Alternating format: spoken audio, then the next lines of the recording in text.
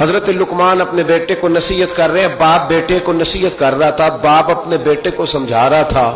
میرے رب کریم کو باپ بیٹے کا سٹائل اتنا پسند آیا کہ اسے قرآن پاک میں بیان فرما دیا۔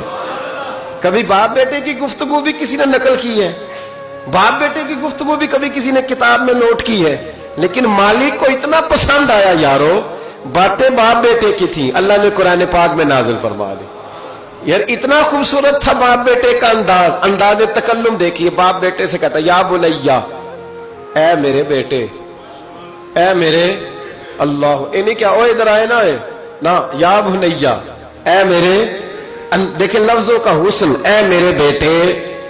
اپنے حق میں قائل نہیں کیا کہ میں بوڑھا ہو گیا ہوں، بڑی محنت کی، اب تو پیسے کمایا کر، مجھے دیا کر، تجھے نہیں پتا ماں باپ کی۔ ہم سارا دیہڑی یہی ڈیوٹی کرتے ہیں، سارا دن یہی کام ہے کہ میری قدر کر، باقی سب ٹھیک ہے۔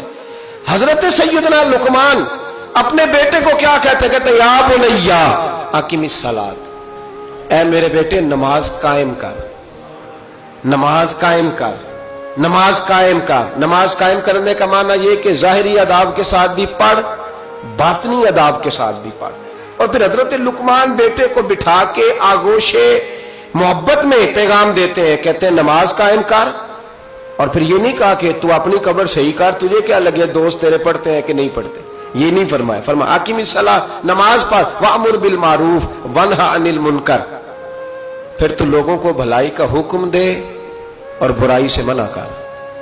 یہ باپ اپنے بیٹے کو نصیحت کر رہا ہے، اور پھر پتہ ہے جب کوئی بھلائی کا حکم دے برائی سے منع کرے تو اسے تکلیف بھی آتی ہے۔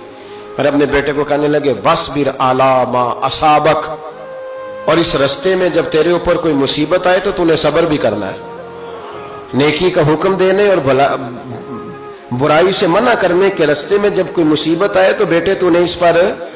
اور اب باپ اپنے بیٹے کو نصیحت کرتے ہیں، کہنے لگے بیٹے یہ تو ایسے نہ سمجھا کہ نماز پڑھنا کوئی عام کام ہے، ایسے ہی نہ سمجھنا کہ لوگوں کو بھلائی کا حکم دینا کوئی عام کام ہے، یہ عام کام نہیں۔